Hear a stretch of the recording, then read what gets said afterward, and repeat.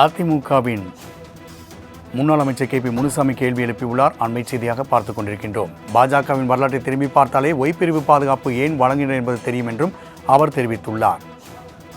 கூடுதல் விமர்சனம் பாஸ்கர் வழங்க கேட்கலாம். பாஸ்கர், தற்பொழுது KP முனுசாமியின் அறிக்கை குறித்தான கூடுதல் விவரங்களை பதிவு செய்யலாம். வணக்கம் ராம்குமார்.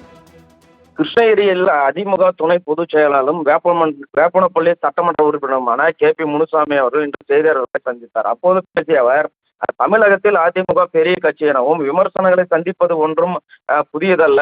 மேலும் தற்பொழுது அது போன்ற விமர்சனங்கள் வந்துள்ளது. தேர்தல் ஆணையம் அதிமுக மீது விசாரணை செய்யலாம் எனவும் என்ற உயர்நீதிமன்ற உத்தரவை மதித்து நாங்களும் வழக்கை சந்திப்போம்.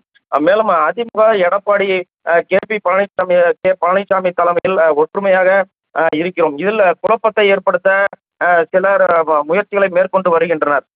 பன்னீர்செல்வம் நிபந்தனையின்றி கட்சியில் இணைவதாகவும் அனைவரும் ஒன்றிணைய வேண்டும் என்றும் கோரிக்கை விடுத்துள்ளார்.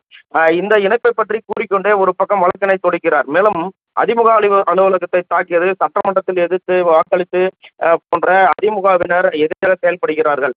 எங்கள் கட்சியின் தலைவர்களை குறை கூறுவதற்கு, இணைப்பு விழா நடத்துவதற்கும் அவருக்கு எந்த உரிமை இல்லை.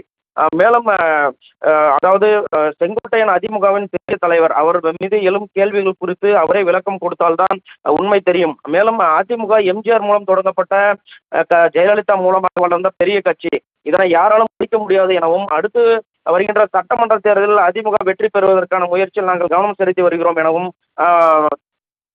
கூறினார் ராம்குமார். பாஸ்கர், தகவலுக்கு நன்றி.